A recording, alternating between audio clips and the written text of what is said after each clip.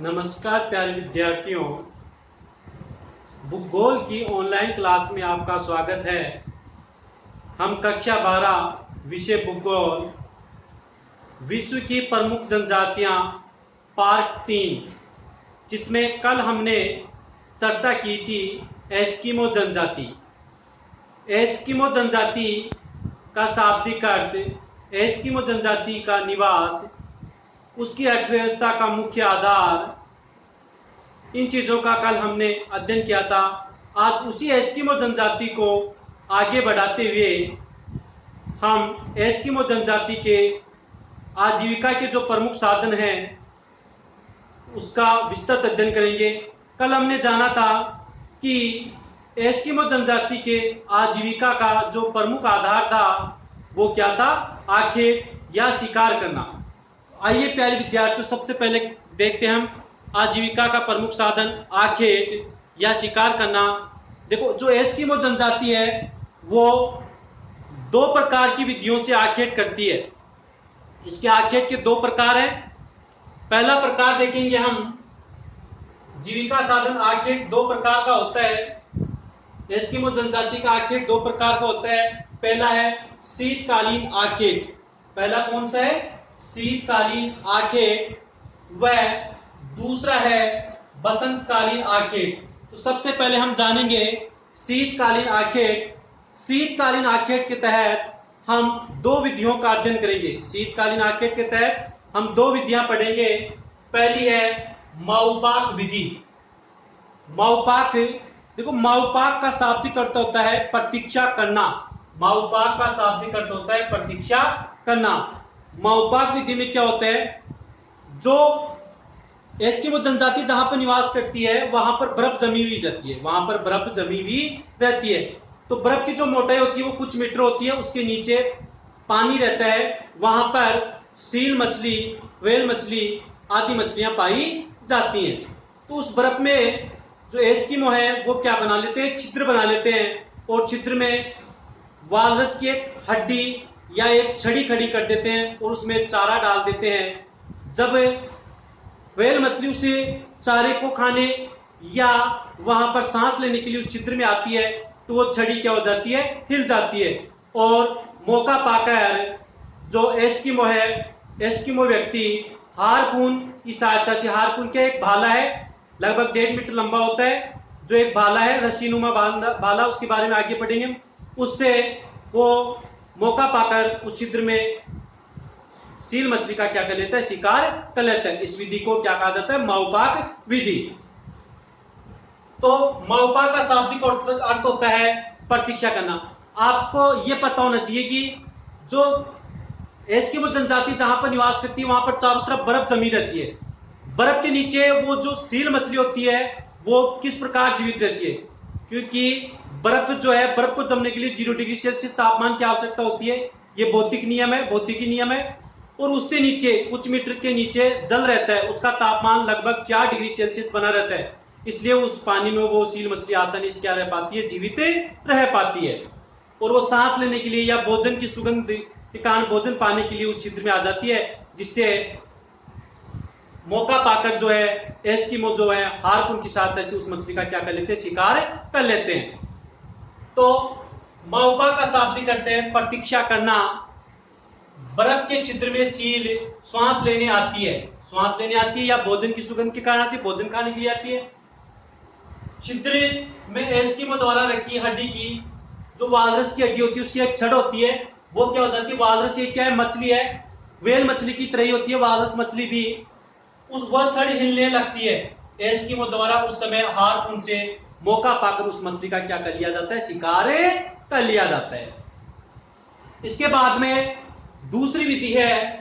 पहली विधि हो गई माउपाक विधि, दूसरी विधि है इतुरपाक विधि। दूसरी विधि कौन सी है? इतुरपाक विधि। तो इतुरपाक विधि, देखो माउपाक विधि में एक छिद्र बनाया जाता है और इसमें एक एस्किमो व्यक्ति की आवश्यकता होती है, जबकि जो इतुरपाक विधि है इसमें 2 छिद्र बनाए जाते हैं। इसमें 2 चित्र बनाए जाते हैं और इसमें लगभग 2 या 2 से अधिक व्यक्तियों की क्या होती है? आवश्यकता होती है। आपको यह भी पता होना चाहिए। तो जो इतुरपाक विधि होती है इसमें 2 छिद्र बनाए जाते हैं। एक छिद्र में सील को चारा डाला जाता है। एक जो छिद्र होता है, बर्फ में 2 छिद्र बन जाते हैं, एक छिद्र में सील को चारा डाला जाता है। सील के आते ही दूसरा व्यक्ति इशारा पाकर दूसरे छिद्र से हार्पून से प्रहार करके सील मछली का क्या कर लेता है, शिकार कर लेते हैं। आपको ये पता होना चाहिए कि जो ये मछलियां होती है वो कंपन को सहज अनुभव करती हैं और उससे वो वहां से क्या हो सकती है, हट सकती है। इसलिए दूसरा व्यक्ति जब उसको संकेत मिल जाता है कि यहाँ पर सील मछली आ सकती है इस छिद्र में, तो वो उसको संकेतों के माध्यम से समझाता है दूसरे व्यक्ति को, और वो संकेत पाकर दूसरा व्यक्ति हार्पून की सहायता से उस मछली पर क्या कर देता है, वो दूसरे छिद्र में शिकार कर लेता है और उस मछली का शिकार कर लेता है हार्पून की सहायता से। दूसरा है बसंतकालीन आखेट। पहला पढ़ा हमने शीतकालीन आखेट, दूसरा है बसंतकालीन आखेट। जो बसंतकालीन आखेट है वहां पर ग्रीष्म ऋतु का क्या हो जाता है, प्रारंभ हो जाता है। तो बर्फ पिघलने लग जाती है। जो आपकी कयाक नाव है जो चमड़े की बनी होती है उसकी सहायता से पानी में जाकर हार्पून की सहायता से यहाँ पर जो एस्किमो है वो मछलियों का क्या करते हैं, शिकार करते हैं। तो बसंतकालीन जो आखेट है इसको उतो कहा जाता है। उतो किसे कहते हैं, बसंतकालीन आखेट को उतो कहा जाता है। और ये जो उतो या बसंतकालीन आखेट है ये किसकी सहायता से किया जाता है, कयाक नाव या हार्पून की सहायता से किया जाता है। कयाक नाव व हार्पून की सहायता से किया जाता है। यंत्र व उपकरण। पहला उपकरण है ये यंत्र कयाक।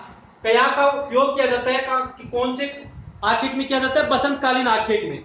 तो कयाक क्या है, चमड़े की नाव होती है जो 5 मीटर लंबी व 1.5 मीटर चौड़ी होती है। कयाक क्या होती है, एक चमड़े की, सील मछली का जो चमड़ा होता है उससे बनी हुई होती है और ये 5 मीटर लंबी होती है और 1.5 मीटर क्या होती है, चौड़ी होती है। दूसरा उपकरण है उमियाक। पहला हो गया कयाक, दूसरा कौन सा है, उमियाक। उमियाक देखो, उमियाक क्या होती है, कयाक से बड़ी नाव होती है। उमियाक क्या होती है, कयाक से बड़ी नाव होती है। बड़ी मछलियों, हवेल मछली जैसी बड़ी मछलियों का शिकार करने के लिए इसका क्या किया जाता है, उपयोग किया जाता है। तो बड़ी नाव जो हवेल मछली के शिकार में काम में ली जाती है उसको क्या कहा जाता है, उमियाक कहा जाता है। अगला यंत्र है हार्पून, जो बार बार आपको शीतकालीन आखेट और बसंतकालीन आखेट में काम में आया था। तो हार्पून देखो, सील के शिकार में प्रयुक्त रस्सी से बंधा 1.2 से लेकर 1.5 मीटर लंबा क्या होता है, एक रस्सी नुमा भाला होता है, जिसको क्या कहा जाता है, हार्पून कहा जाता है, जिससे सील मछली का क्या किया जाता है, शिकार किया जाता है। सलेज बहुत इंपॉर्टेंट क्वेश्चन है। सलेज देखो, बर्फ पर चलने वाली बिना पहिए विहीन गाड़ी, बर्फ पर चलने वाली पहिए विहीन गाड़ी जिसे कुत्ते व रेंडियर, जिसको हमने नॉर्थ जो अमेरिका था वहां पर क्या कहा था, कैरीबाउ, जो इनके संपत्ति का आर्थिक महत्व रखता है। मतलब जितने अधिक एस्किमो के पास रेंडियर होंगे वो उतना ही व्यक्ति उतना ही आर्थिक क्या माना जाएगा, संपन्न माना जाएगा।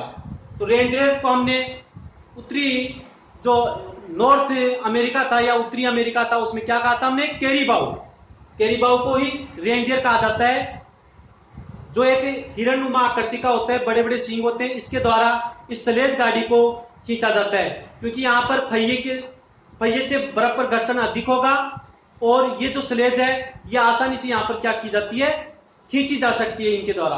तो कुत्तों व रेंडियरों का प्रयोग इस सलेज गाड़ी को खींचने के लिए किया जाता है, जो पहिए विहीन गाड़ी है। अब इनकी एस्किमो जनजाति की हम देखते हैं समाज व संस्कृति कैसी है, किस प्रकार के समाज है इनका और ये कौन कौन सी संस्कृतियों का आचरण करते हैं। तो देखो प्यारे विद्यार्थियों, अब पढ़ेंगे हम समाज व संस्कृति।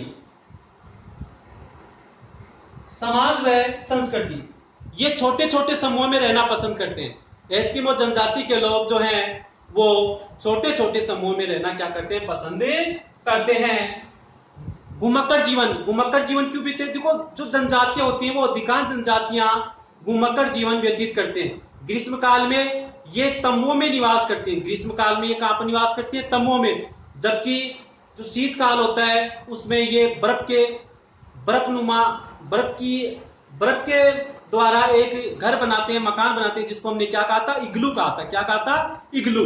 कल पढ़ा था हमने इग्लू। तो छोटे छोटे समूहों में ये जनजाति निवास करती है, घूमकर जीवन यापन करती है, क्योंकि ये शिकार करती है तो एक स्थान से दूसरे स्थान पर जाने शिकार के कारण ये घूमकर जीवन यापन करती है। पितृसत्तात्मक समाज है, जैसे हमारे यहाँ का समाज भी पितृसत्तात्मक है, हमारे घर में भी पिता की चलती है, उसी प्रकार इनके समाज में भी पिता की चलती है। इसका अर्थ हुआ कि ये पितृसत्तात्मक समाज है। कैसा समाज है? पितृसत्तात्मक। यहां पर एक प्रथा है बहुपत्नी प्रथा, मतलब एक से अधिक पत्नियां ये रख सकते हैं, तो बहुपत्नी प्रथा यहां पर पाई जाती है। जादू टोनों में विश्वास करते हैं, जादू टोनों में क्या करते हैं? विश्वास करते हैं। कठोर शीत में भोजन की कमी, ये इनका विशेष सामाजिक परिचय है, बहुत इंपॉर्टेंट सामाजिक और सांस्कृतिक परिचय है कि कठोर शीत में भोजन की कमी होने पर, कठोर शीत ऋतु होती है, अधिकांश शीत ऋतु हम यहाँ की जलवायु विशेषता पढ़ी थी कि शीत ऋतु क्या पाई जाती है? बहुत लंबी पाई जाती है। औसत जो तापमान है यहाँ पर, टेम्परेचर है, वो 0 डिग्री सेल्सियस पाया जाता है। ग्रीष्म काल की जो अवधि है वो बहुत ही लघु पाई जाती है। तो कठोर शीत में भोजन की कमी होने पर बुजुर्ग व्यक्ति जो क्या कर लेते हैं? आत्महत्या कर लेते हैं। एस्किमो के द्वारा, इंपॉर्टेंट क्वेश्चन है, एस्किमो जनजाति के द्वारा एल्यूट भाषा बोली जाती है। हमने कल पढ़ा था एस्किमो जनजाति का संबंध कौन सी प्रजाति से है? मंगोल प्रजाति से है। तो ये कौन सी भाषा बोलते हैं? एल्यूट भाषा बोलते हैं। आधुनिक संस्कृति का क्या प्रभाव? अगला पॉइंट है हमारा कि एस्किमो जो जनजाति है उस पर आधुनिक संस्कृति का क्या प्रभाव पड़ा है? एस्किमो जनजाति पर आधुनिक संस्कृति का क्या प्रभाव पड़ा है? तो प्यारे विद्यार्थियों, अब हम देख रहे हैं कि एस्किमो जनजाति पर आधुनिकता का प्रभाव। तो देखो 1960 के बाद, 1960 के दशक के बाद अमेरिकी व यूरोपीय लोगों से इनका संपर्क बढ़ा है, अमेरिकी व यूरोपीय लोगों से इनका संपर्क बढ़ा है। अब एस्किमो आधुनिकता का प्रभाव पड़ रहा है इनके ऊपर, देखेंगे कि कैसे इन पर आधुनिकता का प्रभाव पड़ रहा है। अब एस्किमो आग्नेय अस्त्रों, बंदूकों का प्रयोग करने लगे, पुराने उपकरणों की तुलना में आधुनिक उपकरणों का क्या करने लगे हैं? प्रयोग करने लगे हैं। कयार के स्थान पर मोटर चालित व सलेज के स्थान पर सनो स्कूटर का प्रयोग करने लगे हैं। देखो, कयार के स्थान पर मोटर चालित वाहन व सलेज के स्थान पर सनो स्कूटर का क्या करने लगे हैं? प्रयोग करने लगे हैं। लास्ट पॉइंट रहेगा इसका वातावरण समायोजन। वातावरण समायोजन कैसे करते हैं? जिस वातावरण में ये निवास करते हैं बर्फीले क्षेत्रों में, वहां पर उसी के अनुरूप अपने आप को क्या कर लेते हैं? अनुकूलन कर लेते हैं या ढाल लेते हैं, उसके साथ समायोजन कर लेते हैं। जैसे कि ये बर्फ के घर बना लेते हैं, वालरस की हड्डियों से हथियार या उपकरण बना लेते हैं, और जो हिम झंझाएं हैं या सूर्य की किरणें जब बर्फ पर पड़ती हैं तो आंखों को धुंधला कर देती है, उससे बचने के लिए ये सुरक्षा कवच के रूप में आंख कवच का उपयोग करते हैं या चश्मे का क्या करते हैं? उपयोग करते हैं। ये इनका क्या हो गया? वातावरण समायोजन। तो प्यारे विद्यार्थियों, एस्किमो जो जनजाति थी उसकी संपूर्ण विशेषताएं हमने पढ़ ली हैं। कल से नए चैप्टर के साथ आगे बढ़ेंगे, और वो नया चैप्टर होगा आपका, चैप्टर ये होगा लेकिन नई जनजाति होगी, बुशमैन जनजाति। धन्यवाद।